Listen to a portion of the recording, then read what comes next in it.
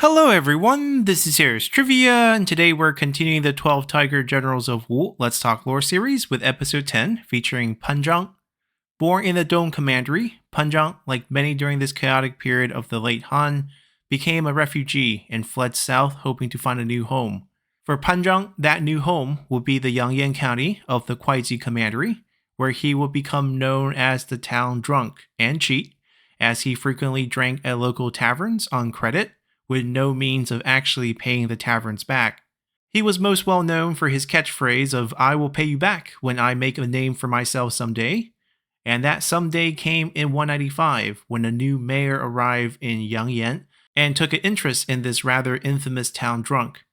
This new mayor would be Sun Quan, who was just 15 at the time, as he ended up recruiting Pan Zhang as a house guest and ordered him to go gather up a local militia force. In this regard, Pan Zhang would not disappoint, as he would eventually round up a force of around 100 men, which he used to fight the local Shangyue threats. After seeing that Pan Zhang can fight, Sun Quan went on to name him as a minor officer, or a Biebu Sima. 5 years later, when Sun Quan took over for his late brother Sun Ce,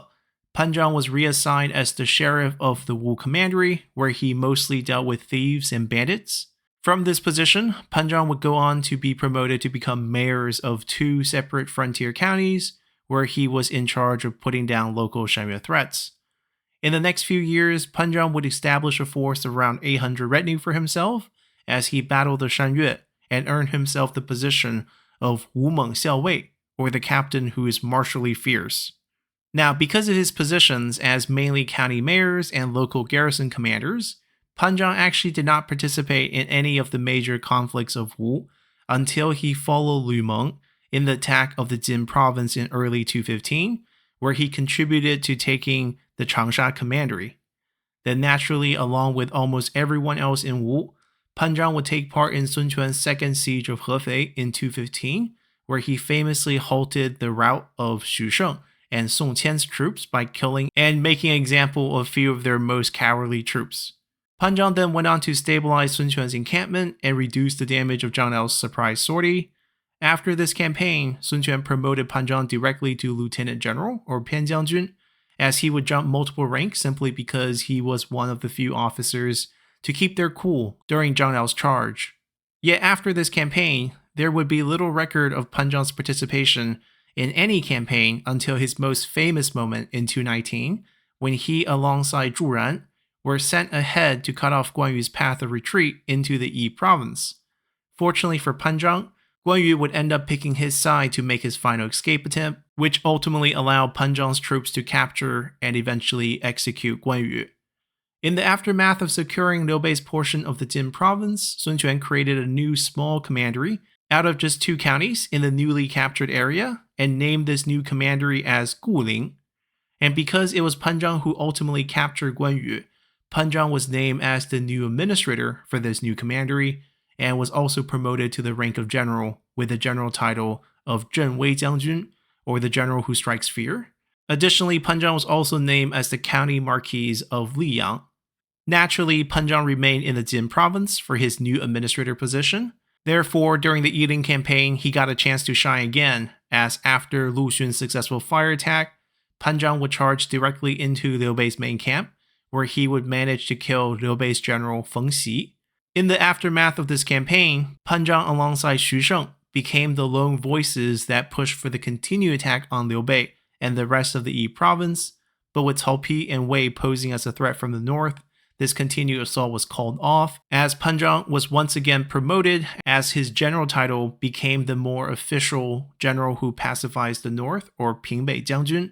and his administrator title also got moved to become the administrator of Xiangyang, which was a more prestigious title, but in reality, because Xiangyang was still under Wei control, he most likely remained in command of the Guling commandery, but just got a fancier title as a symbolic promotion here.